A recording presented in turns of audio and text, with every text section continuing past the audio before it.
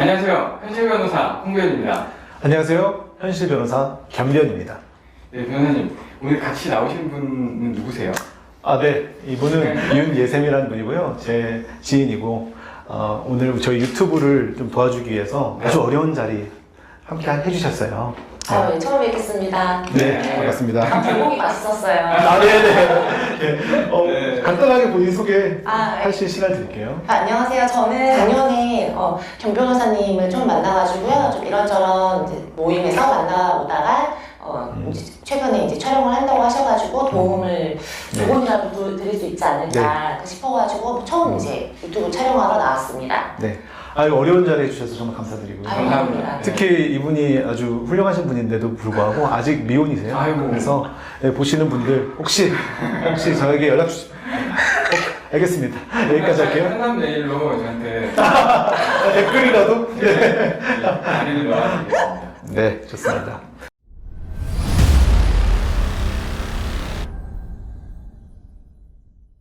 자, 그러면 이제 오늘 주제를 좀 소개를 해주실 차례가 된 것 같은데요. 네. 제가 그래서 고민을 되게 많이 했어요. 그래서 겸 변호사님이랑 어떤 얘기를 토대로 이 유튜브를 좀 찍어야 될까? 제가 오늘 일 사회자가 되는 건가요? 네, 오늘 마음껏 진행해 주시면 됩니다. 네, 제가 진행병이 좀 있고, 겸 변호사님처럼 좀 관종병도 좀 있습니다.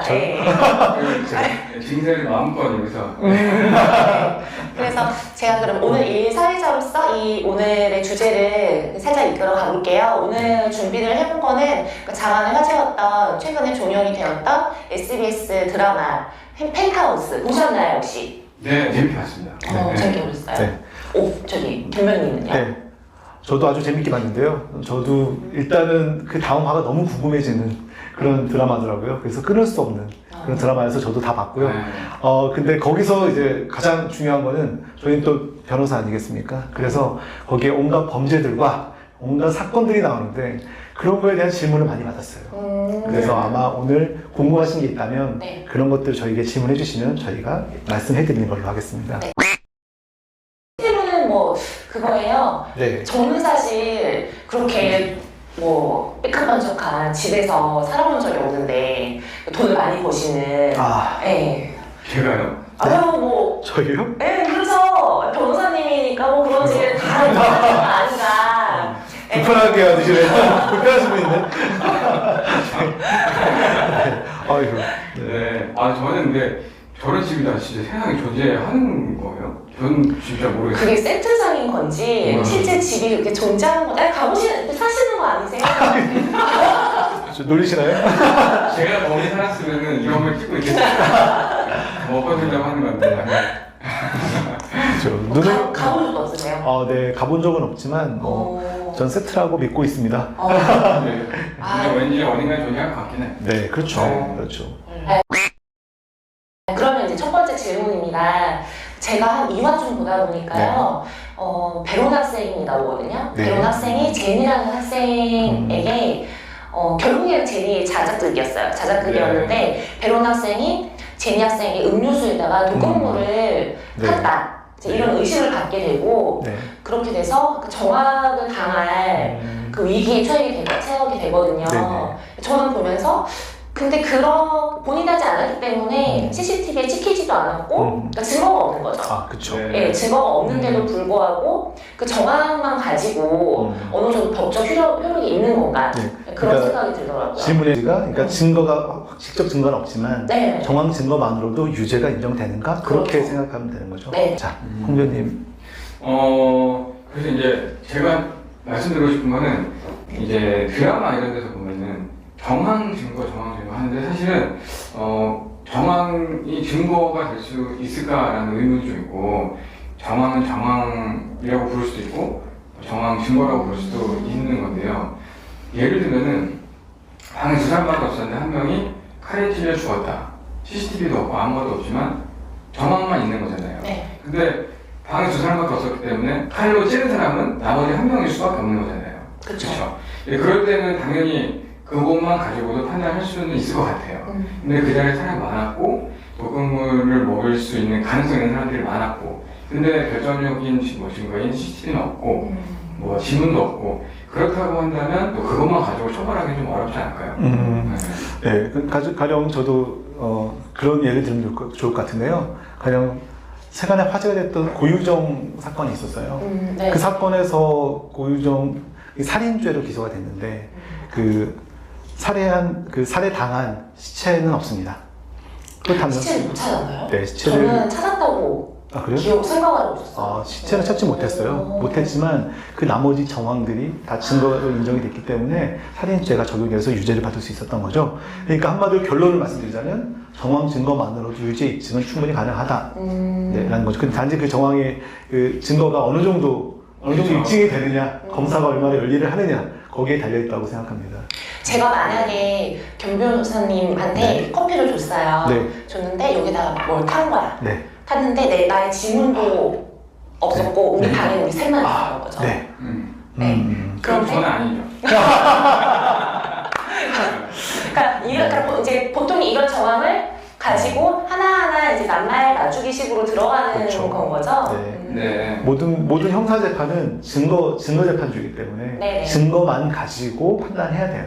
사실 이제 증거가 그 공소 사실 이게 혐의를 입증하는 증거도 많이 있지만 그와 무관한 증거들도 많이 있거든요. 네. 근데 이제 피고인 측에서는 이 무관한 증거를 나의 범죄가 아님을 입증하는 증거라고 내세우고, 그러니까 막상 이제 양쪽의 입장을 들어보면 이쪽 말만 들어보면 사실 와 진짜 범죄를 저지르지 않았네라고 볼 수도 있는 건데 사실 그런 증거와 아닌 증거들이 되게 많이 있거든요. 네. 네, 일반인들이 많이 잘못 생각하시는 것 중에 하나가 막상 보면 그 증거 외에도 수많은 증거가 있기 때문에 그것만 보고 판단해서는 안 된다는 걸 말씀드리고 싶고, 사실 정황도 정말 정황 하나만 있는 사건 드물거든요. 네. 그러니까 이제 정황만 가지고 유죄로 나올 수 있나요? 이렇게 물어보시면 그럴 수도 있고 아닐 수도 있습니다가 정답이지만 실제 사건은 그렇지는 않으니까요. 네. 더 복잡하죠, 실제 사건은. 네, 그렇죠. 네, 그렇고, 네. 그렇습니다. 네, 다음 질문입니다. 네. 혹시 보다가 겸 변호사님은 뭐 궁금하신 건 따로 없으셨어요? 네, 제가 최근에 받았던 질문 중에 하나가 네. 거기 이 펜트하우스라는 드라마 많이들 보셨겠지만 그 드라마의 가장 중요한 어떤 플롯이 그 주인공 이지아의 딸이었던 민설아가 죽었는데 그 죽음에 누가 책임이 되냐, 누가 얘를 죽였느냐가 가장 중요한 플롯이라고 생각했어요. 오은이 아닌가요? 그렇죠. 결국 네. 의은이었죠. 네. 그렇다면 그 나머지 그 펜트하우스에 사는 사람들이 이 민설아의 시체를 이렇게 유기를 하는데 과연 그런 사람들은 과연 어떤 처벌을 받느냐 이런 질문을 많이 받았었어요. 네. 제가 그냥 짧게 생각했을 때는 네. 그냥 시체 유기죄? 네, 사체 유기죄. 사체 유기죄. 네, 네. 사체 유기죄 공동 정범이 될 수 있을 것 같아요. 공동 정범은 뭐예요? 모든 범죄는요, 네. 정범과 공범이 있습니다. 정범은 직접 범행의 실행행위를 한 사람이고, 네. 그렇지 않고 그 가담한 정도가 좀 적어서 방조라든지 교사를 한 정도가 되면 그 사람은 공범이라고 해요. 그래서 처벌 정도가 좀 다르죠. 네. 그래서 아까 말했던 대로 공동 정범이라고 하면 이 정범인데 같이 범행을 똑같이 실행을 한 거죠. 근데 가장 질문을 많이 받았던 건 그거거든요. 실제로 그 펜트하우스에 사는 남자분들은 실제로 사체를 유기를 했어요. 가서 버렸어요. 맞아요. 근데 여성분들은 직접 가담하지 않았지만 시체를 닦거나 네. 뭐 유언장을 주거나 막 이런 식으로 가담을 했단 말이에요. 네. 그렇다면 이 여자분들은 정범이냐 공범이냐? 제가 생각했을 때는 네. 그런 논리라면 공범이지 않을까요? 왜요? 직접 옮기지 않았으니까요. 네. 네. 네. 어디 예. 이게 제 생각에는 배웠을 때는 공범이라고 생각을 하는데 현실적으로 처벌을 하는 입장에서 보면 저는 그것도 아니지만 공동 정범이라고 봐야 되지 않나라고 저는 생각을 합니다. 모두 다요? 네. 저도 공동 정범이라고 생각해요. 네. 공동 정범이 되려면 일단 그거 어려운 얘기인가요? 공모라는 게 있어요. 서로 같이 합의를 해야 돼. 하지만 여기는 다들 합의가 있었습니다. 그렇죠. 두 번째, 실행행위 분단이라는 게 필요합니다. 분명 옮기지 않았더라도 옮기는데 필요한 가방을 준다던가 이것도 충분히 실행행위를 분담한 거거든요. 그래서 제가 봤을 때는 펜트하우스에 나온 분들은 공동정범에 해당한다. 사체유기죄 공동정범이다. 그렇게 처벌받을 수 있을 것 같네요. 사실은 그 자리에서 여자들은 힘이 약해서 실제로 시체를 옮기지는 못했을 거예요. 네. 근데 예를 들면 뭐 망을 났다거나 주변에 뭐 상황을 해보거나 이 정도만 돼도 사실 역할 분담이 좀 작았던 것 뿐이지 그 정도 전범이라고 봐야 되지 않을까. 그렇죠. 예, 그 생각이 좀 드네요. 그렇군요. 역시 일반인의 시선과 전문가의 시선은 확실히 다르네요. 네, 다릅니다. 그래서 상담받아 오셔야 돼요. 그럼 다음 질문 가겠습니다. 네. 그 3월쯤에 오윤희 씨가 민설아 학생을 쫓아다녀요. 미행을 하거든요. 네. 쭉 민설아 학생이 어디서 사는지, 어떤 일을 하고 있는지 좀 막 관찰을 해요. 그러니까 저는 이제 여자다 보니 그런 생각이 또 들었습니다. 모르는 사람이 저를 만약에 미행을 해요. 네. 이 미행을 하는 게 CCTV에서 찍혔어. 네. 그래서 뭐 어디서부터 어디까지 나를 졸졸졸 따라오는 게 찍혔단 말이죠. 근데 이것만으로 내가 저 사람이 나를 미행했어요라고 고소를 할 수 있을까요? 근데 이제 제 생각에는 네. 실제적으로 뭘 나한테 가한 게 없는 거죠. 네. 미행만 했다 뿐인 거죠. 뭐 너를 근데 그게 만약에 하루가 예를 들어서 하루면 좀 뭐 힘들다 이러실 거예요 분명히. 그럼 지속적으로 일주일 동안 나를 미행했다. 이런 식으로 되면 어떨까요? 예를 들어서. 근데 처음 드는 생각은 사실 미행만 했다고 해서 처벌하는 법률이 없는 것 같거든요. 네. 미행을 했다는 거 가지고 처벌은 안 될 것 같고 현실적으로 생각을 해보면 미행을 할 때는요 어느 목적이 있어야 미행을 하지. 네, 그냥 그게 취미라서 하는 사람은 없잖아요. 그 목적이 무엇이냐가 좀 중요하지 않을까요?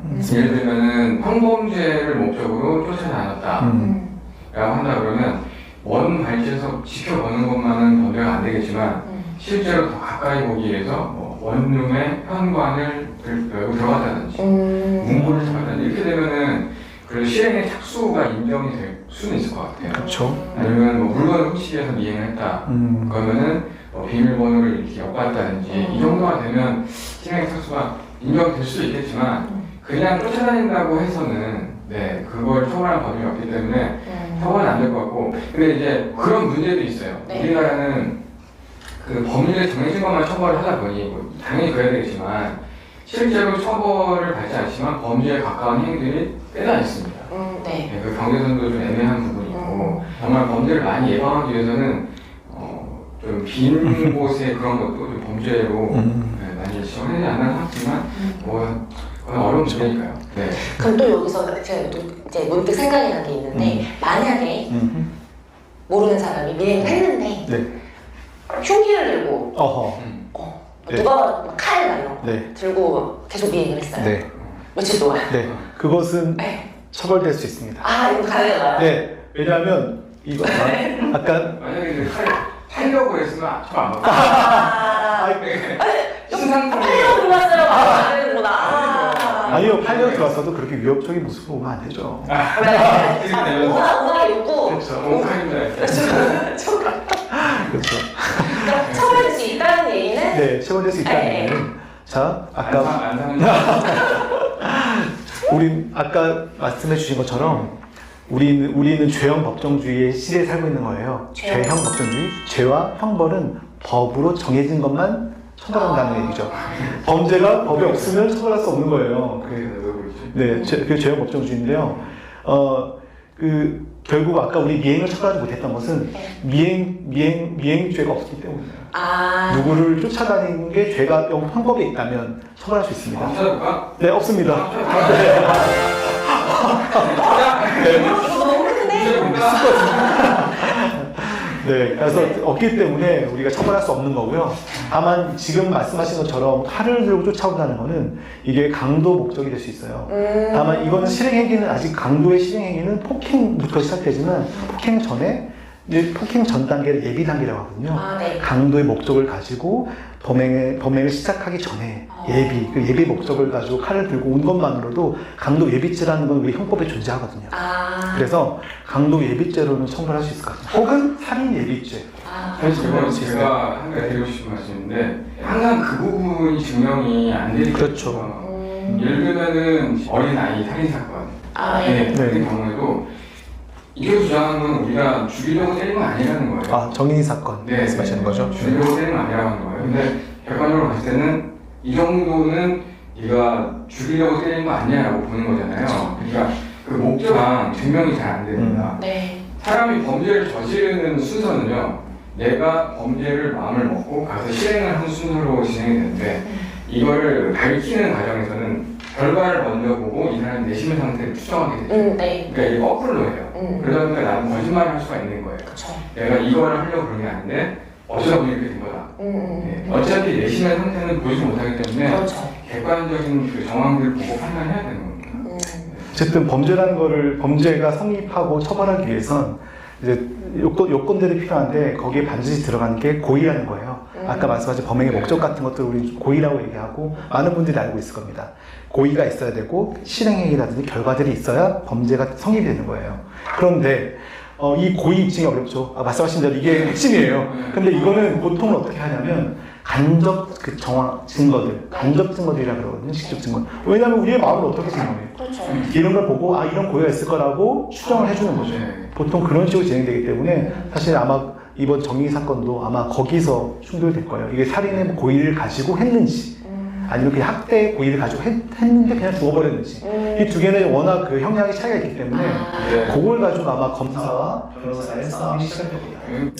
어쩌다 보니까 얘기가 굴러간대요.